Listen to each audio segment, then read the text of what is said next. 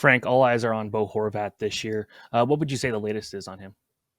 Well, Stephen, talks have really heat up, especially in the last days since Jim Rutherford's press conference on Monday, in which he essentially spelled Bo Horvat's fate in Vancouver. The Canucks saying that they believe they've made their best offer to Bo already. That wasn't a shock to anyone that was in his camp because they've sort of felt this from the preseason on that they'd likely be unable to come to a new deal with the Canucks.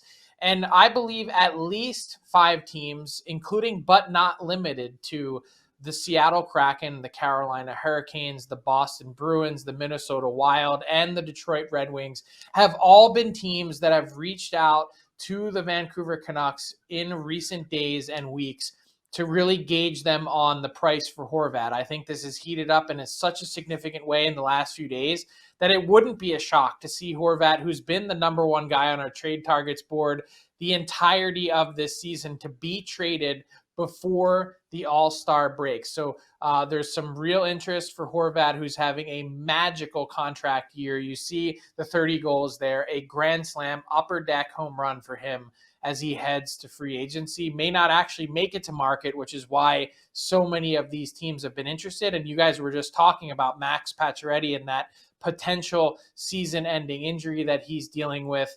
Well, how about $7 million in cap space to be able to add someone like Bo Horvat for a team that needed a center to begin with?